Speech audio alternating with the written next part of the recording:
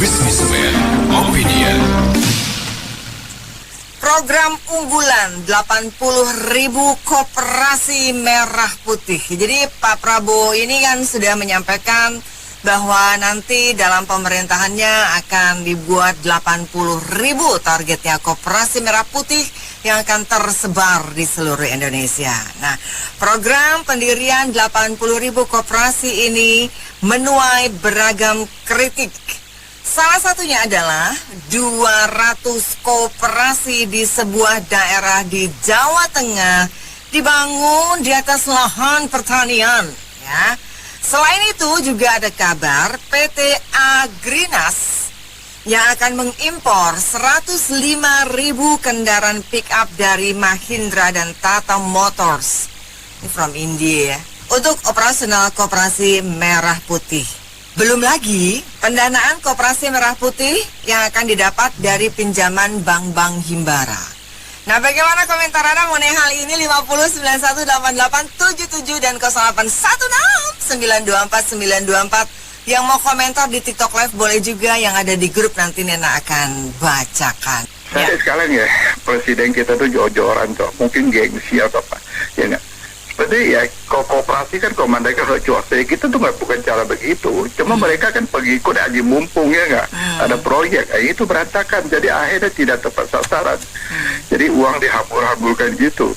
GMBG 1 juta rumah, 3 juta pegawai, nggak tahu kemana pegawai kerja bantu. Iya, masih. Kong, padahal tuh Kong, tahu nggak Kong, biayanya satu koperasi tuh estimasi 3-5 M. Bayangin aja kayak 80.000. Enggak, memang sih bagus kalau tepat sasaran koperasi buat rakyat pembangunan desa, tapi tepat sasaran enggak. Ya enggak. Kalau tepat sasarannya, akhirnya ekonomi berantakan, uang dibuang-buang sia-sia, nanti beban lagi ke pajak hantam pajak terus. Ya itulah. Nanti kita lihat gimana hasilnya. Dia bangga-bangga kan, kita bangsa berdiri di atas kaki sendiri. Emang berdiri di atas kaki Pak Osman? Nggak mungkin. Berdiri di atas kaki tetangga di pangku dong kita. Berdiri di kaki Tony kan nggak mungkin. Ya itulah. Kita tunggu aja deh. Waduh, mabuk kita. Koperasi mau impor Tata, mabuk kita. Makanya saya pertanyakan Mbak Nena, di tempat Mbak Nena ada koperasi merah putih kan? Ya harusnya sih ada lah, Pak, kan 80.000 koperasi nantinya tersebar. Cuman ini belum sih. Bukannya harusnya ada Mbak Nena. Nah di sini di tempat Jakarta ini di mana? Kalau tidak ada di sawah, kita pertanyakan lagi. Kalau di kampung-kampung di sawah dipakai kan tanahnya kan? Kalau di Jakarta bagaimana? Kalau di tempat saya, wah saya lihat tuh rumah-rumah, aduh kayak rumah-rumah kaki lima. Gobak-gobakan nempel di rumah penduduk sewa.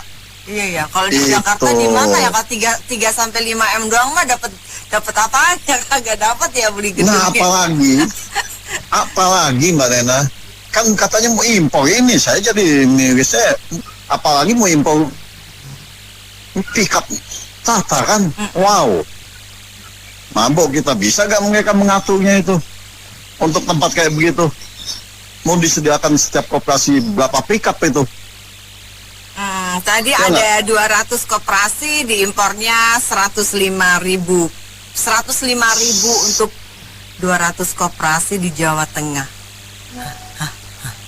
Tahu gimana sih ini? Kok banyak banget? Makanya banyak banget, kita mabuk tempatnya di mana? Mau ditempatkan di mana? Diparkir di mana? Kalau misalnya setiap koperasi dikasih 5 atau 1, mau diparkir di mana? Kayak di Jakarta ini. Kalau di salah-salah mungkin bisa. Pak Hendri kok mikirin tempat parkirnya sih? Ya kan impornya juga Mbak Nena. Impornya ini mau dikantongin ke siapa? Oh iya. Fee-nya mau dapat untuk siapa? Saya nggak dapat dong. NDG aja saya nggak dapat tendernya. Cuman segelintir manusia sekalian, mereka saja yang mendapatkan bancakannya. Nah sekarang saya mau ikutan juga, kalau misalnya impor saya bisa dapat juga ini. Ya minimal 200.000 satu pickup itu kan lumayan Mbak Nena. Tadi berapa jumlahnya yang akan diimpor Mbak Nena? 105.000 Pak Henry. Nah, 105.000 kali 200 aja deh, kita nggak banyak-banyak ngambil fee-nya udah ketahuan kan kita. Bisa goyang-goyang, waduh, udah jadi kaca-kaca kecil lagi kita tinggal tunjuk tuh. Lo kerja lo, tinggal gitu-gitu aja. Jadi ya itu pertanyaan saya gitu. Kalau misalnya mau impor, siapa yang megang impornya? Itu kalau nggak salah Tata itu India ya Mbak Nena ya? Ya, yang pegang Kalau saya impornya tidak salah. Agrinas. Ya, Tata India. Iya, kalau tidak salah toh betul. Kalau setahu saya Tata itu India kan impor. Saya pikir Tatanya Indonesia. Atau buntutnya Mbak Nena ada impor. Kalau Tata Indonesia saya dukung deh. Ya enggak? Mahendra. Jadi Betul. gimana Mbak Nena? Ya, lanjut Pak. Jadi ya pertanyaan saya, untuk koperasi memang kalau tidak ada tempat bagaimana itu? Terus kalau misalnya impor setiap koperasi mabok. Jadi kembali lagi ya tolong dipikirkan kembali lah segala sesuatu itu. Saya berulang kali saya bilang, setiap pejabat publik yang tidak bisa public speakingnya lebih baik diam lah daripada membuat rusuh rakyat. Kasihan rakyat buat pusing. Kondisi kayak kita lagi kayak gini, apalagi alhamdulillah usaha puasa ini kita berbaik sangka saja lah. Biarkan mereka, saya sebenarnya tadi hanya mau mendengar saja. Tapi karena kan anjing menggonggong kafilah berlalu nih Mbak Nena. Setiap kita teriak mereka tetap berjalan terus. biarin aja jalan, lama-lama juga capek, gonggongin aja terus. Iya, betul. Makanya kita liatin saja bagaimana keputusan selanjutnya. Kalau memang terrealisasi, ya mudah-mudahan saya kecipratan nanti buat THR saya lah.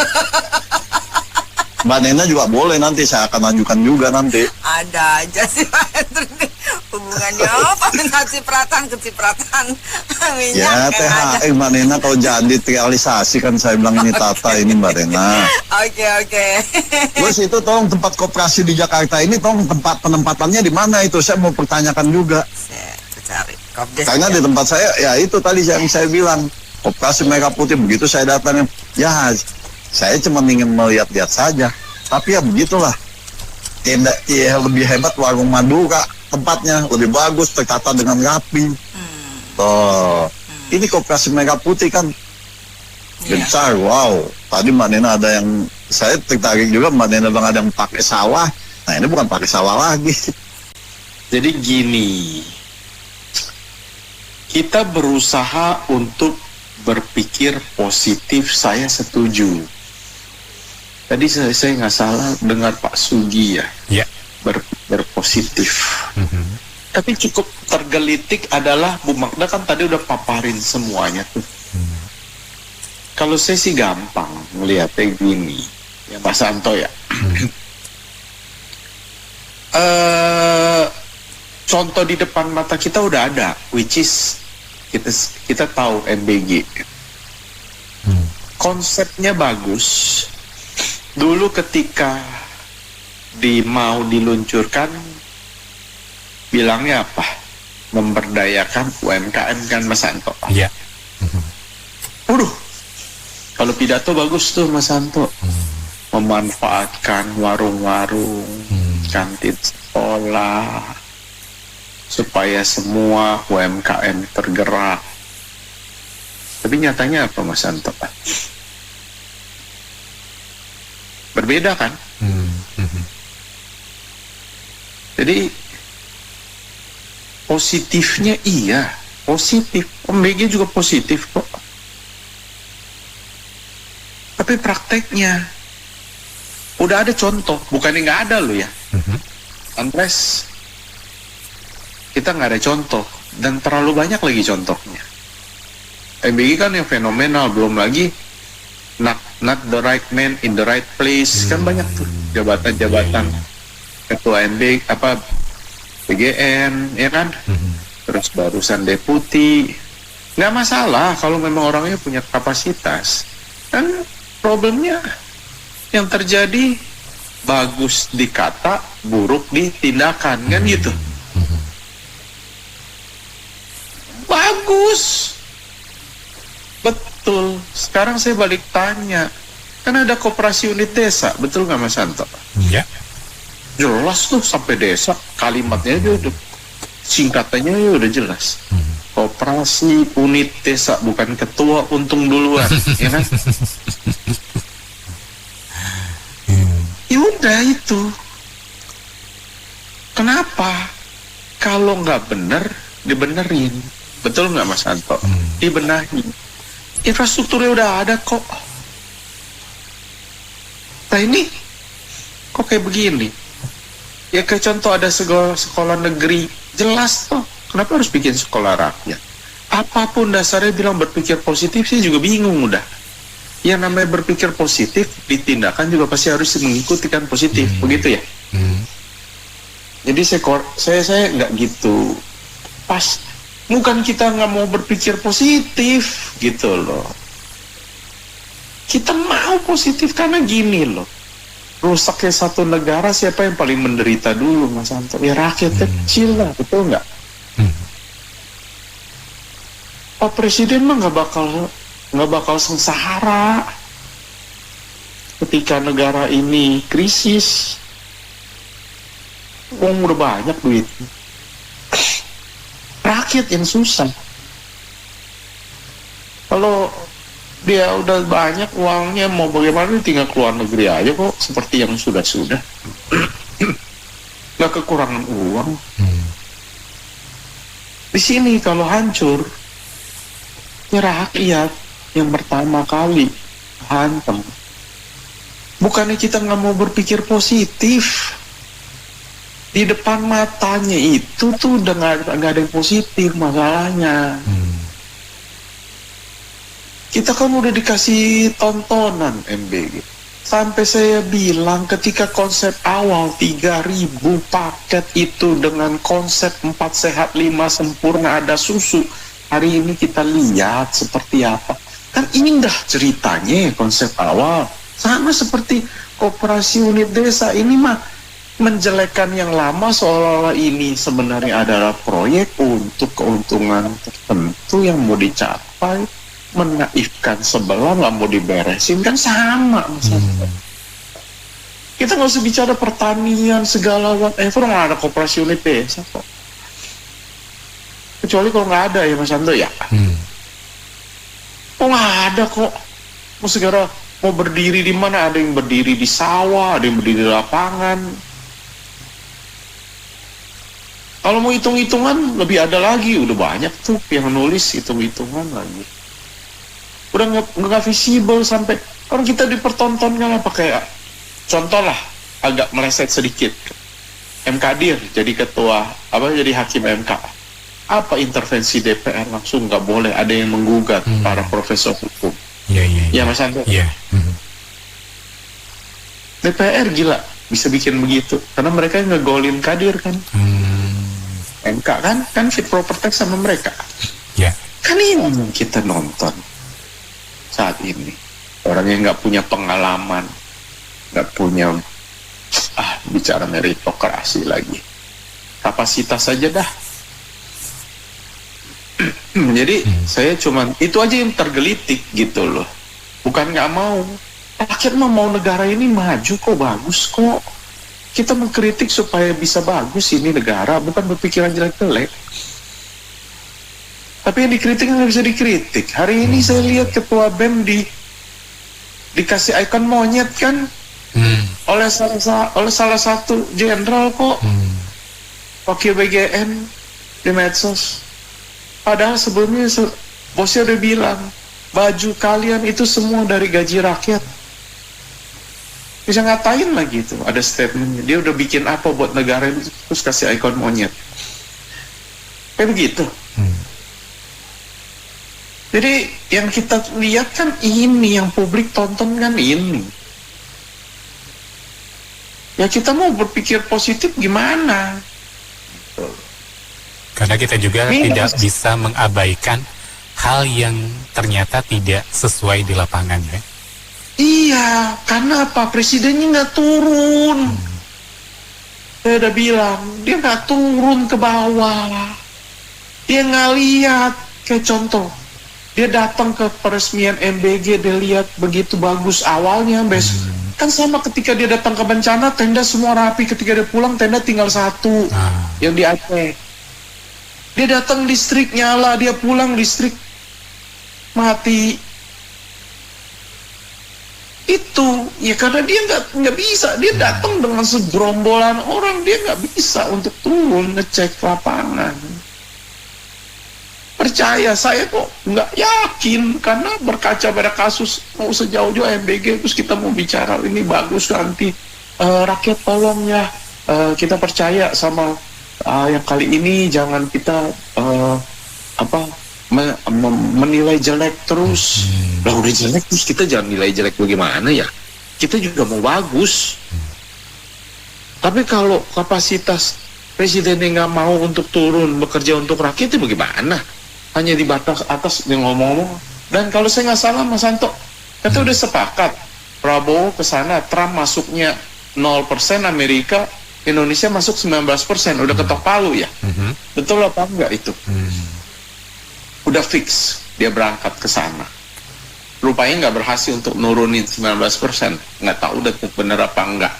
Ya saya harap sih masih bisa ya. Dia datang, dia udah bayar board of peace, ngapain gitu loh, baru udah nyogok kan, ya nggak? Nyogok Trump.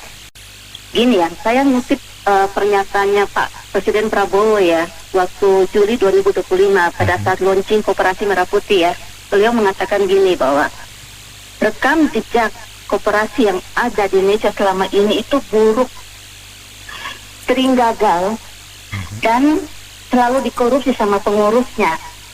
Bahkan tingkatan KUD-nya itu dipelesetnya sama Presiden Prabowo menjadi kepala untung duluan, gitu, kepala untung duluan ya. Jadi maksud saya gini, kalau misalkan Pak Presiden Prabowo nggak mau mengulangi rekam jejak yang buruk tersebut, yang masa lalu, itu harusnya skemanya harusnya berbeda, ya kan? Karena waktu di era sebelum 98 itu termasuk logistik politik. Ya. KUD ya? Iya, iya, KUD ya. Sebelum 98 ya. Dan faktanya saat ini berdirinya Koperasi Merah Putih pun skemanya sama di era Orde Baru. Iya kan? Berdirinya Koperasi Merah Putih itu atas perintah politik. Ya kan? Melalui Impres ya. Impres nomor 9 tahun 2025 kan. Jadi di sini belum ada undang-undangnya. Jadi nggak ada dasar hukumnya, kan nggak ada undang-undangnya, dasar hukumnya nggak kuat. Ya kan, hanya berdasarkan Impres aja. Ya kan. Terus kemudian dikuasai oleh negara, ya kan, oleh beberapa kementerian dalam hal ini kan, gitu. Jadi di sini jadi pertanyaan, ya apa bedanya dengan zaman Orde Baru, iya kan? Kalau memang mau sesuatu yang nggak sama seperti Orde Baru, harusnya dibentuk dari bawah, dari komunitas, iya kan gitu. Jadi gini. Keberadaan Koperasi Merah Putih, ya kan, ini gini, saya gini, Bang Himbara ya, untuk Bang Himbara, saya memang Bang Himbara ini terjebak dalam permintaan politik, kalau menurut saya, gini, seharusnya Bang Himbara tuh hati-hati seharusnya, ya kan, jadi gini, Bang Himbara kan memang terjebak dalam permintaan politik bahwa harus segera mengucurkan dana ke Koperasi Merah Putih, ya kan? Jadi, sedangkan Koperasi Merah Putih ini baru berdiri, pengurusnya baru terbentuk, betul. Modal bisnisnya belum jelas. Iya. Jadi ini potensi gagal bayarnya itu besar. Saya rasa gitu. Potensi gagal bayarnya besar gitu. Sebenarnya Bang Himbara harus hati-hati untuk ke depannya. Potensi gagalnya bayarnya itu besar, gitu kan, gitu. Akhirnya yang dirugikan apa? Desa juga, iya kan? Tapi desa juga dirugikan, iya. Padahal desa ini instrumen fiskal termasuk besar untuk mengatasi kemiskinan, iya kan? Terus kemudian Pak Prabowo menyerahkan pengawasannya ke kepala desa, ya kan?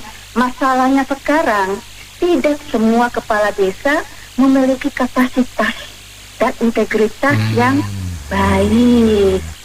Jadi potensi terjadinya konflik kepentingan itu besar juga, Pak. Gitu. Jadi ya saya khawatirkan kalau seperti yang tahun lalu Pak Prabowo bilang rekam jejak koperasi yang ada saat ini di era Orde Baru ya, sampai di era ini, memang faktanya 60 ribuan koperasi saat sebelum kebentuknya ini ya, itu memang nggak aktif. Tidak jadi terdengar ya malah. Ini, dengan 80 ribu ini dipastikan harus aktif. Kalau enggak, sama yang lalu juga kan jatuh-jatuhnya gitu. Jadi oke lah Pak Prabowo bilang sekarang ini beda sama dulu, sekarang semuanya berbasis teknologi segala macam. Tapi kan nggak sesederhana itu juga Pak Prabowo. Ada desa-desa yang dulu harus bangun fasilitasnya juga untuk teknologi, iya kan gitu. Jadi di sini kalau saya ya, mohon maaf, saya ingat aja Pak Prabowo lakukan mitigasi risiko. Karena gini, kalau kita nggak mau ekonomi kita semakin buruk, jangan kita bikin masalah baru hanya untuk ambisi politik di program-program strategis dan prioritas. Jangan sampai ini masalah-masalah baru akhirnya malah memperburuk ekonomi kita. Gitu, karena saya melihat koperasi Merah Putih ini skemanya sama dengan yang di zaman Orde Baru. Top down. Bukan dari bawah tapi top down. Pada pasca gitu. Orde Baru seolah tenggelam ya koperasi unit desa itu aja. Iya. Karena ini juga miripnya juga sama. Sangat top down juga gitu. Bukan dari bawah bentuknya. Bukan dari bawah terus berbasis komunitas, bukan dari itu. Di banyak negara itu koperasi dikelola oleh swasta. Kayak gitu.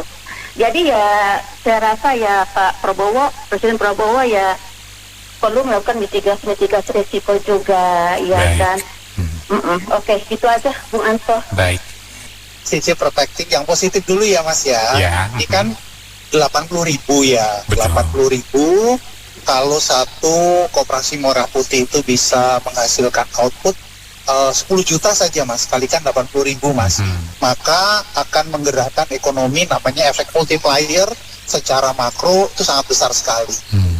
Nah, di dalam koperasi Merah Putih ini kan menyasarnya di desa ya Mas, atau masyarakat yang di paling ujung di kita. Nah, tentu ini diharapkan bisa menggerakkan nomor satu adalah industri yang sifatnya kreatif atau kerajinan. Kemudian industri pertanian dan perkebunan, betul ya Mas ya? Terus kemudian industri perikanan, mau ikan basah, mau ikan kering ataupun apapun. Nah, inilah yang diharapkan sebenarnya dari prospek atau dari tujuan membentuk Koperasi Merah Putih yang tersebar di semua desa. Tentu pemerintah juga nggak sembarangan menurut saya ya, kader-kadernya sudah dididik, kepala desanya juga atau lurahnya juga mestinya atau desa juga mesti juga ada melakukan dididik dan dilakukan pengawasan. Nah, kemudian aspek dari Mas Santo tadi tanyakan, pembangunannya kok makan tanah pertanian, gitu kan? Nah, itulah yang mesti dikaji sebenarnya. Tanah pertaniannya ini apakah tanah pertanian produktif atau tanah pertanian tak ada hujan, beda tuh Mas. Kalau pertanian produktif sekarang ini dengan pengairan yang baik Mas, itu setahun bisa panen 3 kali Mas. Kalau tanah tak ada hujan pertanian itu hanya sekali, setelah itu ditanamin jagung, kacang dan seterusnya. Itu ya tidak bisa full. Nah, ini tanah yang mana? Karena kemarin saya lihat jalan ke arah Jawa Tengah ya Mas, ada trip ke Dieng, kemudian Magelang tuh mulai dibangun Mas, cukup gede-gede memang Koperasi Merah Putih gitu, dan itu bekas kebun tuh Mas. Kalau yang di Dieng ke sana Wonosobo itu kan bekas yang kebun ya, bekas tanaman kentang atau segala macam dibangun untuk Koperasi Merah Putih. Itu kadang berdekatan dengan yang SPBG ya Mas, yang sentra untuk BGN ya. untuk isi. Nah kadang deket-deketan gitu mas gitu. Nah jadi menurut saya adalah kita kembalikan, kita berpikir positif dulu. Kalau negatif apa sih banyak, kita berpikir positif dulu. 80.000 ini izinnya kemarin menurut Menteri Koperasi dan juga Menko Pangan gitu kan mas. Itu posisinya sudah, izinnya sudah oke semua, katanya kan begitu. Nah tinggal bagaimana ini dikelola. Yang utama di kita itu mekanisme kontrol mas, jangan sampai koperasi merah putih ini bergeser nih mas, ujung menjadi koperasi simpan pinjam mas. Habis itu mas Anto. Ngerti ya mas, kan dulu banyak ya koperasi simpan pinjam mas. Harusnya targetnya merah putih ini menggerakkan, nomor satu kan targetnya Pak Prabowo adalah meng-create lapangan kerja ya mas, karena satu koperasi itu mungkin ya, saya tidak tahu detailnya masuk ke dalam, mungkin bisa 5 orang, 6 orang, bahkan mungkin 10 orang, kalikan 80.000 udah berapa orang yang bisa di-absorb atau bisa masuk di dalam penciptaan lapangan kerja di sini. Nah yang kedua tentu adalah turnovernya mas, atau efek multiplier tadi. Tentu dari Menkominfo, Pendigi itu posisinya adalah digital, posisinya bisa meng-create semua bisnis yang sifatnya online, karena semua jaringan kan sekarang sudah dibangun mas, gitu. Mendiginya ini tentu ada di sana mensupport daripada koperasi merah putih zaman sekarang, nggak mungkin tanpa digitalisasi. Jadi at least koperasi ini dari merah putih. Nah ini yang belum kita lihat nih mas. Kalau dulu KUB itu kan ada inputnya ya mas, induk koperasi. Nah koperasi merah putih ini ada pengawasan di level kecamatan, di level kabupaten, di level provinsinya enggak, yang mengkoordinir, yang mengawasi. Nah ini yang tadi ditanyakan sama Bu Magda tadi, pengawasannya gimana? Nah ini harus ada di level itu, dari mulai level kecamatan, membawai desa-desa, di atasnya ada kabupaten, di atasnya ada provinsi, dan di tingkat nasional, supaya tidak terjadi penyimpangan. Duitnya gede soalnya masuk mas, dari bantuan dana desa, kalau tidak salah itu setengah kan masuk ke koperasi merah putih mas, diwajibkan. Nah nanti bisa dicek mas validnya. Jadi itu sih yang bisa saya sampaikan buat teman-teman pendengar Pas FM, di semua juga yang termasuk online segala macam gitu ya. Kita berpikir positif, targetnya 80.000 ini bisa menggerakkan ekonomi di desa-desa tadi mas, dari yang mulai kerajinan, pertanian, perkebunan. Coba kalau nggak ada koperasi mas, tapi yang mesti diawasi tadi, jangan bergeser menjadi koperasi simpan pinjam. Habis mas semua mas. Dia karena nggak mengabsorb barang tadi mas, simpan pinjam dia terima dipinjamin ke masyarakat, balikin jadi gantiin bank keliling tuh mas, bank detail tuh nanti kok mas atau tahu di situ. Itu yang mesti diawasi mas, jangan jadi bergeser menjadi koperasi simpan pinjam merah putih dalam prakteknya. Bisa saja kalau nggak diawasi, duitnya di mana habis pak, dipinjam anggotanya semuanya nggak balik. Nah selesai mas, nggak bisa punya modal kerja untuk nebus membeli barang-barangnya petani, barang-barangnya pengrajin di desa. Itu yang mesti digerakkan, baik itu untuk domestik, mungkin koordinator bisa untuk ekspor mas. Kayaknya sih akal bulus doang. Akal bulus ya. Oke. Buat nanti ya kumpulin dana, kalau bisa dari apa aja lah, dari genteng kayak dari apa aja lah. Kumpulin tuh duit buat kali ya. Kalau feeling saya sih begitu ya. Aku nggak percaya kalau sampai koruptor masih dihalalkan, itu saya nggak percaya. Kalau koruptor masih dihalalkan gimana? Ya nggak? Nah, kita konsep gini, kalau bicaranya rakyat kita nggak akan datang untuk komplain. Caranya baik, kita nggak akan komplain. Pengawasannya baik, kita nggak akan protes, teriak-teriak. Tapi ini kan modus kak, dibohongin. Kalau kayak pacaran tuh dibohongin, iyalah ntar lah ya, sama gue dah, gue celup, abis itu gue kawinin, abis itu dikabur kak. Love bombing. Iya. Kalau niatnya ekonomi rakyat, ya pakai aja lokal, banyak kok. Kalau mau yang satir pakai SMK. Kalau mau yang faktual pakai aja Grand Max atau Carry yang udah diproduksi lokal itu kak. Iya, bener. Kan itu yang rakyat lihat. Lah kita kan nggak bisa dibodoh-bodohi. Makanya. Nah, jadi rasanya tuh sulit rasanya tuh nggak mungkin kalau bilang proyek ini itu benar-benar buat rakyat. Yang ada memang untuk cari keuntungan pribadi dan kelompok, Kak. Jadi ngelihatnya gini, jangan-jangan prioritas programnya Pak Prabowo itu di MBG, Merah Putih, terus kalau dilihat semua yang parcok bisa masuk ke dalam ini pilar utama menuju 2029, Kak. Fix. Ya memang fix. Kalau brand lokal, korupsinya pasti sedikit. Harga nggak bisa lo markup. Spare part harganya juga udah kebaca. Lah sekarang ini mobil nggak jelas.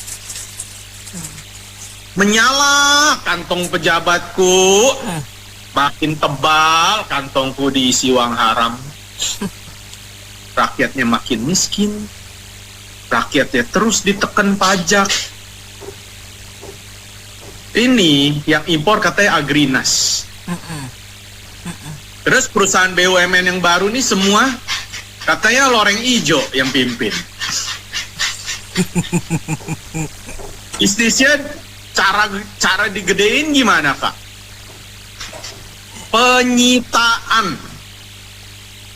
Karena dibilang kebun ilegal. Lucunya, Kak, yang namanya penyitaan harusnya dibalikin lagi fungsinya dong, Kak. Iya dong. Namanya juga Lah ini mah kagak nggak dibalikin lagi ke hutan lindung kok, Kak. Jadi penyitaannya apa? Kan bodoh jadinya berpikir ya, Kak, kita. Emang. Nah itu yang kasus-kasus yang hubungannya dengan sita-sitaan itu kan banyak beredar, Dek. Ayo. Disita toh, dalamnya kosong, dalamnya dijual lagi. Yang dibakar wadahnya. Di sawit tuh banyak, Kak. Abis itu Bintang yang kuasai nanti bagi-bagi di dalam. Gue kelepasan. Ada kok temen yang di situ. Jadi udah nggak usah seolah-olah bilang atas nama rakyat kok.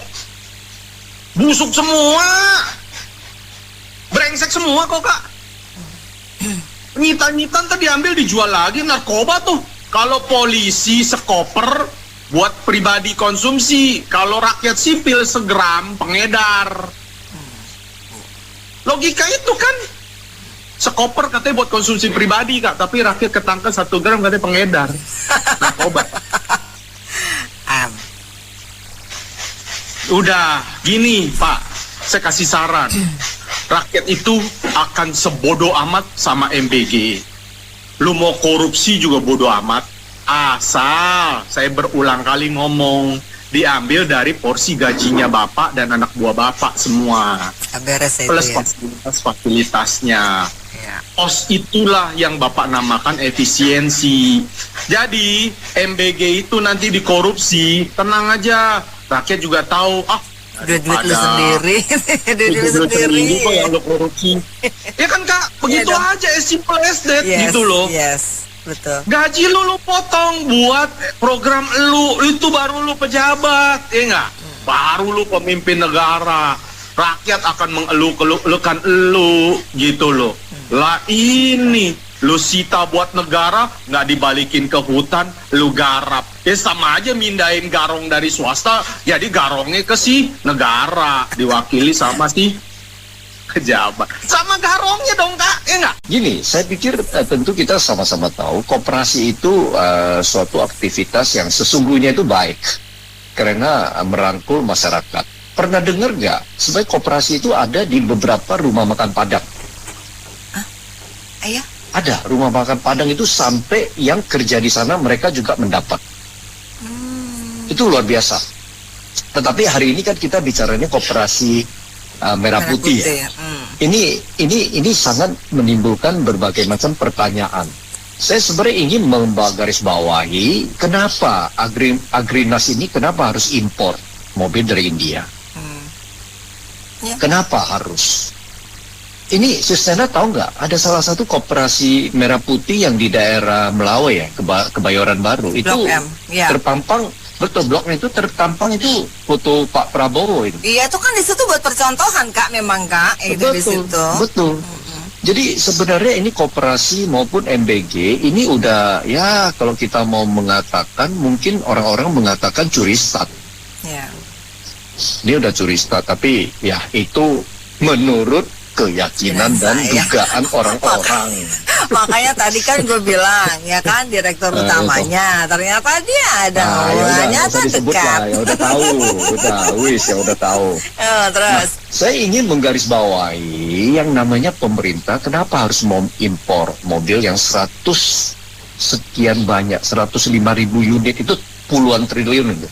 Iya dong, kalau satunya aja 250 juta, yo berapa? Ini membayangkan mobil ini nanti sampai di Indonesia terus disebar ke koperasi, ya entah ada di daerah, di pedesaan.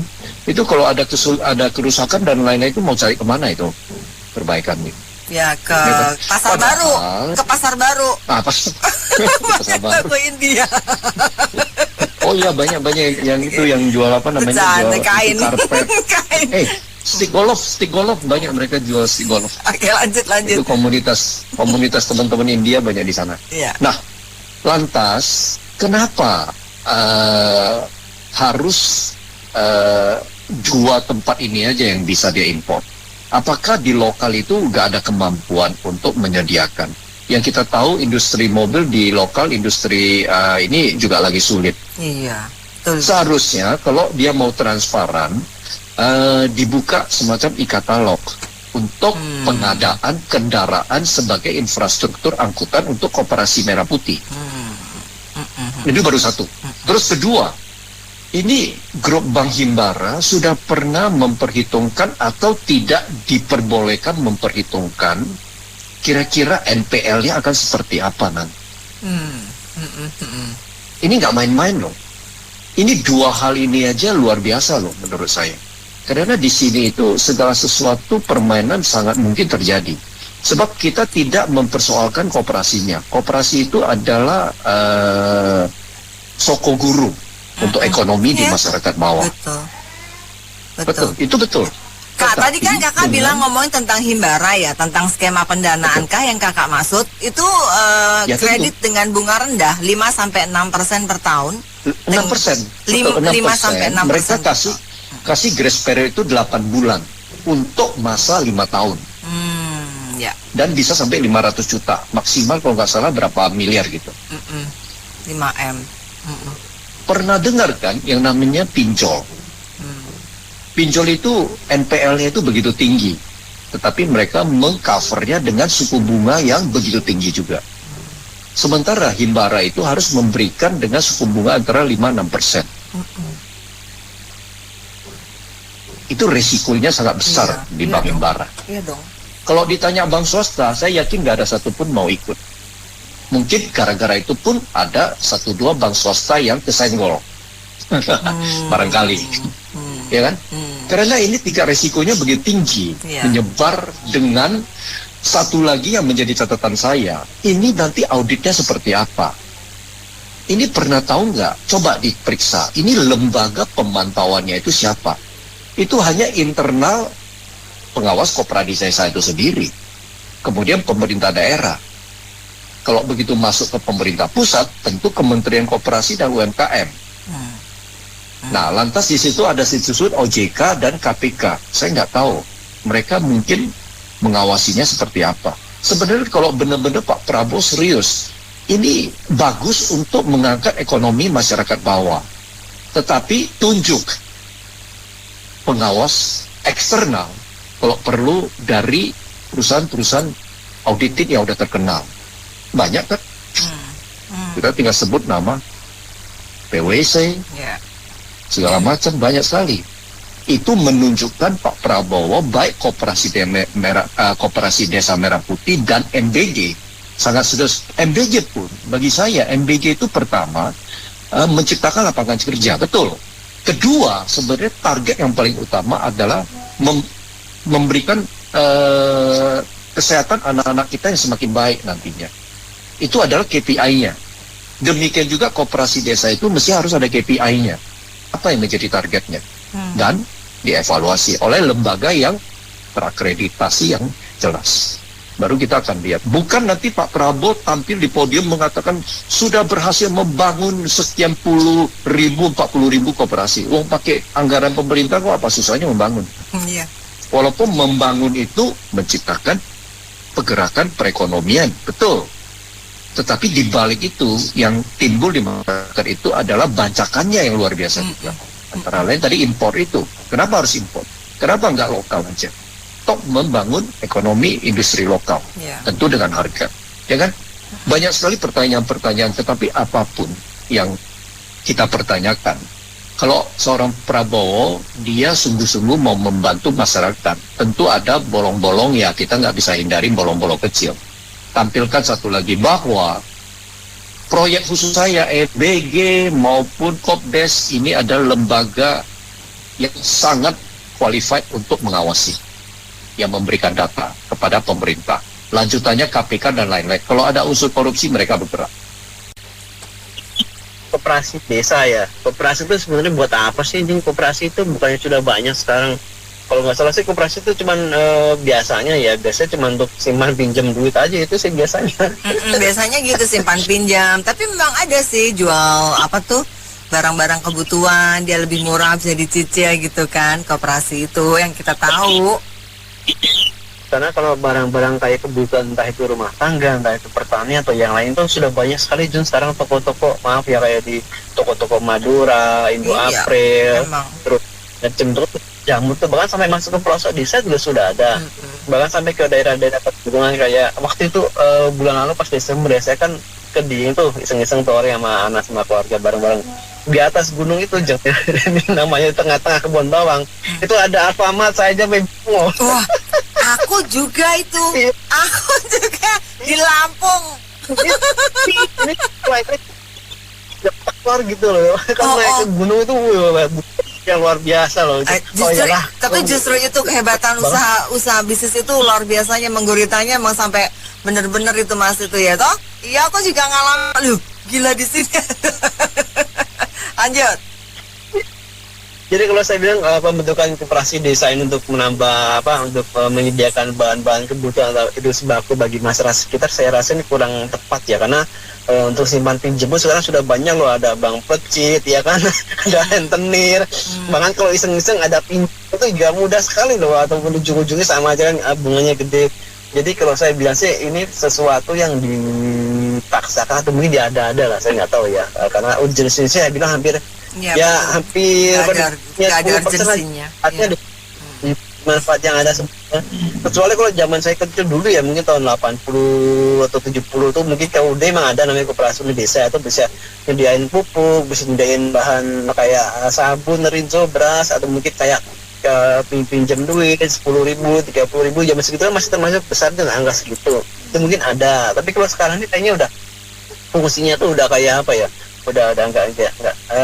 Saya rasa nggak diperlukan lagi. Apalagi sekarang walau pinggir jalan pun ada yang namanya transfer, kita cukup bayar admin 3.000 atau 4.000, kita udah bebas mau transfer kemana aja, bahkan sampai keluar negeri pun juga bisa pakai Western Union gitu segala macam. Jadi kalau pembentukan kayak koperasi desa apalagi yang sampai 80.000 itu ya kalau nggak salah ya jumlahnya itu sesuatu pemborosan itu, karena kan nanti pasti ada anggaran untuk gaji karyawan, dan anggaran untuk bikin rumah, toko, terus anggaran operasional, listrik segala macam, masih kebutuhan lain-lainnya, apalagi ditambah dengan adanya pengadaan kendaraan operasional ya dari India ya, yang tatap bersama itu saya bilang ini beratnya udah beralih ke India bukan ke Cina lagi. karena maaf ya, saya bukan madingin merek, tapi kualitas India tuh ya di bawahnya Cina lah kalau untuk saat ini ya, untuk kondisi yang terakhir ini ya, karena saya lihat memang barang-barang dari Cina tuh selain lebih murah, high technology ya, China high technology sekarang ya. Jadi saya merasa kok kayak ada saya sih nggak perlu bilang maaf, ini kayak ada indikasi korupsi gitu Cung. Jadi apapun diadakan untuk bisa mendapatkan celah mengarah ke arah korupsi gitu. Karena kalau untuk pengadaan beras itu banyak kok di market itu yang harganya murah banget sudah restock. Apalagi di India itu kan kita mesti nunggu itu inden berapa bulan kalau nggak salah ya, saya pernah baca di berita itu. Sedangkan kalau mau datang ke dealer banyak kok, di apalagi di tempat saya tuh banyak tuh yang pick up segala macam. Tinggal bawa aja, yang penting ada duitnya. Betul. Ya apalagi dia memang pemain otomotif ya, jadi tahu ya Mas. Ya, jadi untuk hal-hal seperti itu saya rasa Pak Presiden harusnya lebih lebih peka gitu dengan bisikan dari kanan kiri atas bawah. Harusnya dia memikirkan lebih banyak ke depan, jangka waktu ke depannya. Hal-hal seperti mungkin bisa dialokasikan buat yang lain, nggak usah jauh-jauh lah. Contohnya itu saya lihat di Sulawesi kemarin tuh ada anak yang meninggal tertabrak karena nggak punya uang buat makan, ya akhirnya dia ngemis dijual apa gitu. Ada kan beritanya, ada viral itu. Seperti itu kan bisa dibantu melalui bawahannya, entah itu Kementerian Sosial atau Menteri di wali kota atau di tingkat bawahnya lagi. Jadi atas instruksi presiden, cuma yang pasti jelas ya jangan disalahgunakan lagi dananya. Jadi 80.000 koperasi di sana, saya rasa ini memang suatu bentuk itu tadi celah untuk melakukan korupsi. Jadi sebaiknya dibatalkan sajalah, digunakan buat hal-hal yang lebih penting gitu loh. Mas sudah banyak loh kebijakan yang saya rasa terlalu dipaksakan ya, kayak salah satu yang paling besar sampai hari ini AMBG itu. Itu udah udah sesuatu yang luar biasa nih pokoknya. Kalau bisa masuk ke 8 keajaiban dunia boleh dimasukin nih, Jeng. Iya, betul itu. Jadi saya cuman begini aja deh, bingung juga mau komentar apa. Puasa kan nggak bagus, mulut harus dijaga ya. Cuman bisa berdoa aja Mbak Nena. Mendoakan negara ini dilindungi oleh Sang Pencipta, jangan sampai yang saya khawatirkan itu ada korun, ada fir'un, ada hijab, supaya tidak sampai runtuh seperti itu aja sih Mbak. Amin. Karena apa? Sekarang Pak Prabowo kan lagi datengin COP itu ya besok ya. Trump hari ini ada penandatanganan resiprokal. Nah terus Israel juga sudah masuk kan ke BOP kan, tadinya kan enggak sebelum itu. Kemarin tanggal berapa itu dia langsung masuk di BOP. Saya khawatir ya mudah-mudahan. Soalnya gini, kalau yang namanya koperasi, ini pengalaman pribadi Mbak Nena keluarga. Sesuatu usaha yang dimulai dari kecil itu bisa dirawat sangat baik, beranjak menjadi besar. Pengalaman keluarga pribadi itu ya. Terus yang sudah besar, nah terus saya over waktu itu, sudah besar kan, saya over kepada saudara saya supaya tidak diteruskan supaya lebih baik. Lama sukanya kan sudah besar, maksudnya udah jadi gitu ya, dipegang akhirnya apa, grup berapa kali hampir habis total, nggak tahu salah manajemen. Saya yang khawatir seperti itu, kata Vina, kalau yang memegang itu tidak punya integritas, itu kurang profesional, bisa-bisa duit himbara itu jangan-jangan bisa nggak kayak itu loh, likuidasi apa gitu. Kan bisa jadi gitu kan, laporannya nggak benar, akhirnya terutang tapi nggak bisa bayar, akhirnya ya gitu deh. Mudah-mudahan aja tidak itu, ini nggak seudon gitu. Tapi ya gitu aja deh, cuman saya ya udah mudah-mudahan aja ya, ketawa tapi ya rusuh. Mana tuh jadi ini judulnya sama Pak Audi ya sudahlah gitu ya Pak ya. Arabnya meneh gitu ya Bu. Dek Tony mana kok belum masuk? Tadi habis dari sini anterin kakaknya itu kue keranjang banyak banget. Waduh, enak apa sih ya keranjang digoreng enak. Saya itu ya dari dulu saya berpikir konsep koperasi itu adalah dari anggota untuk anggota, jadi dibentuk oleh sekelompok anggota masyarakat atau sekelompok orang untuk kebutuhan mereka gitu ya, atau kebutuhan masyarakat di sekitar gitu ya. Pikiran saya seperti itu, koperasi itu. Nah sekarang ini ternyata enggak, koperasi itu dari pemerintah untuk masyarakat. Ya bagus juga. Oke juga sih. Jadi di-trigger dananya oleh pemerintah, kemudian dipakai untuk masyarakat. Tapi nanti hasilnya untuk siapa enggak tahu. Ya. Cuman ya itu tanda tanya, enggak tahu lah. Cuman maksudnya gini. Iya, saya tuh nggak ngerti ya konsep daripada Koperasi Merah Putih ini seperti apa. Nah, koperasi itu kan biasanya dulu ya, waktu saya kan sempat di desa dulu ya.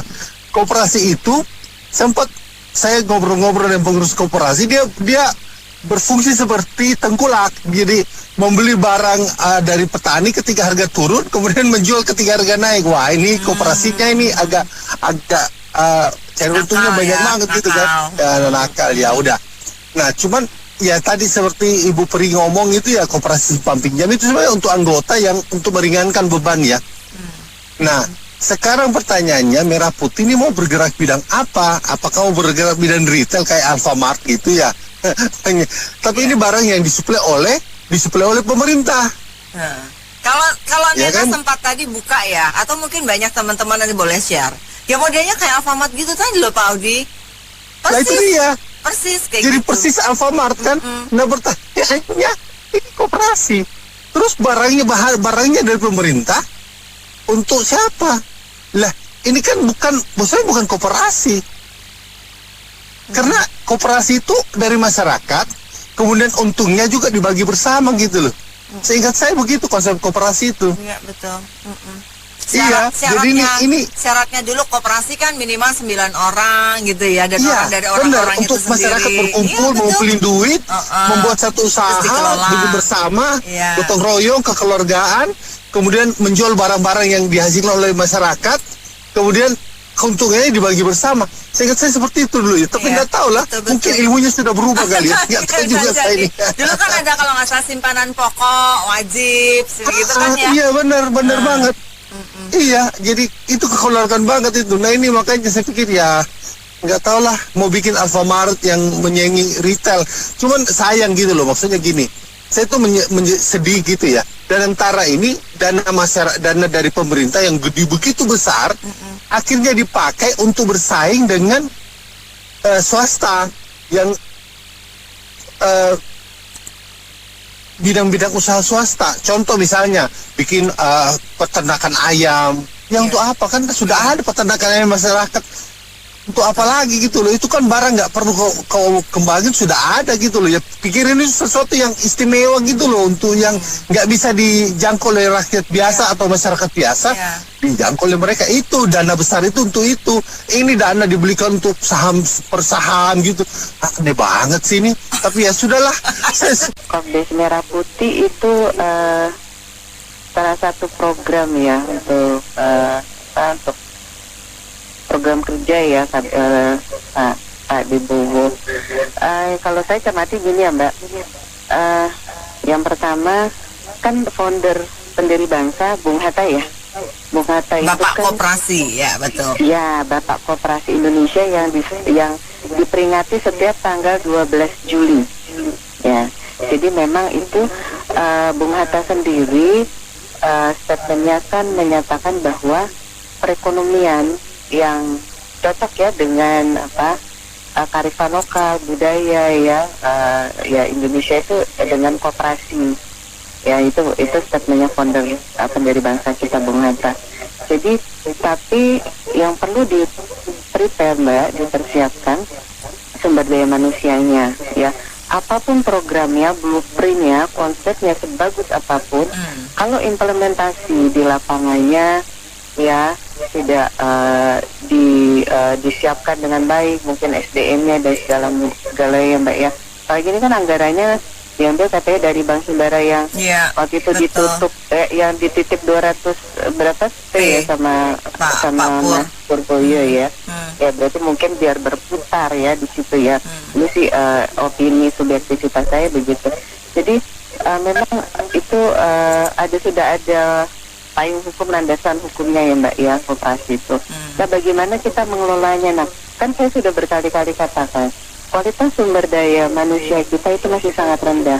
Mungkin sebagus apapun blueprint konsep programnya, tapi kalau ya tidak ditangani, dihandle oleh the right man on the right place ya Mbak ya, kualitas SDM di lapangan, seperti contoh kan ada kayak yang 200 tadi kan, 200-nya sembarangan bangun di lahan pertanian ya kan, berarti kan ada alih fungsi lahan pertanian gitu. Jadi emang ini harus dipersiapkan itu di tiap-tiap kelurahan ya berarti ya Mbak ya, berarti di DKI aja suka ada berapa kelurahan ya kan. Iya betul. Kalau memang konsepnya koperasi saya itu dari kecil ya Mbak, kan karena almarhum ibu saya guru ya, itu ada koperasi guru Mbak di sekolahnya. Jadi khusus tapi guru-guru internal di situ. Jadi ada simpan pinjam, ada SKU. Sebetulnya sih dari kita masih sekolah tuh sudah familiar ya dengan koperasi ya. Dulu koperasi sekolah kan juga ada toh jualan buku gitu ya. Betul. Nah di tiap sekolah pun ada ya, karena saya kan sekolah berbasis agama ya, Kristiani ya. Itu koperasi simpan pinjam itu sangat membantu internal guru di situ dan malah berkembang ya, karena kan itu yayasan pendidikan ya Kristiani. Jadi dari situ saya tuh mulai mencermati dari saya SD ya kan, saya bilang oh ibu ambil ini nih SHU gitu ya Mbak ya, dan bunganya pun itu sangat ramah gitu, jadi dia menurun Mbak ya, menurun, tidak seperti kalau lembaga keuangan yang resmi kan dia stuck ya, kalau misalnya itu kan fix gitu ya. Nah itu menurun. Jadi ini saya berbagi pengalaman aja ya. Nah lalu juga koperasi-koperasi di sekolah itu kalau bisa ya, semua koperasi yang ada itu harganya harus lebih rendah dari harga pasaran ya. Jadi supaya ya itulah plusnya gitu ya dengan adanya koperasi. Kan koperasi karyawan banyak Mbak di tiap gedung kalau saya cermati. Ya, koperasi karyawan gedung A, gedung tak perlu saya sebut lah ya. Ada gedung-gedung di Jakarta itu ada koperasi karyawan juga. Jadi memang tujuannya sebetulnya konsepnya tadi seperti founder Bung Hatta bilang memang ya cocok ya dengan perekonomian kita, tapi ya itu SDM-nya di prepare lebih baik gitu ya. Nah kalau untuk koperasi simpan pinjam itu ya memang harus benar-benar ini ya Mbak. Seperti contoh saya kasih contoh aja lah ya, di gereja saya lah ya. Nah itu kita ada koperasi Mbak. Koperasi sebetulnya khusus internal untuk jemaat umat ya. Nah tapi seiring berjalannya waktu dia secara berbadan hukum dan semakin besar. Nah itu bahkan yang eksternal itu yang dari kalangan pedagang di pasar gitu ya Mbak ya, ikut di situ. Kalau saya kok ini kok ada orang luar ya Mas, saya bilang iya Bu, ini mulai ternyata setelah berkembang gitu ya. Tadinya memang peruntukannya untuk internal di gereja gitu ya, untuk kesejahteraan. Kalau dikelola dengan baik saya rasa sebetulnya konsepnya baik Mbak. Tapi ya apapun program yang baik di kita memang ujung-ujungnya implementasi di lapangan, karena kualitas SDM-nya saya rasa belum siap, belum matang gitu ya. Nah itu dipersiapkan. Nah kalau dari sudut pandang saya seperti itu Mbak Nina. Jadi mungkin nanti ini bisa berbagi insight ya. Nah ada satu lagi koperasi yang dari saya kecil, saya nggak perlu sebut kali ya, nanti promo lagi. Jadi ada di wilayah Jakarta Selatan ya. Itu dari saya kecil sampai saat ini tuh semakin besar. Jadi dia legend Mbak. Ya ada malah untuk kalau naik Trans Jakarta itu dibuat halte gitu ya, itu halte koperasi gitu. Jadi itu kok legend, kok dari saya kecil ya saya cermati ternyata almarhum orang tua saya juga anggota di situ. Itu khusus simpan pinjam dan itu juga serba usaha gitu ya, ada kuliner di situ, ada segala macam gitu. Jadi ya memang kalau dikelola dengan baik ya itu tadi ya. Ya harus implementasi di lapangannya ya akan baik. Tapi kalau sembrono buru-buru gitu ya kejar target, wah itu ya nanti SDM-nya aja di prepare aja.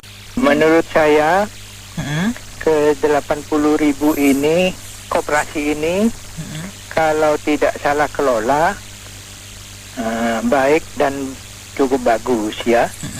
Nah, yang dikhawatirkan salah kelola. Kalau salah kelola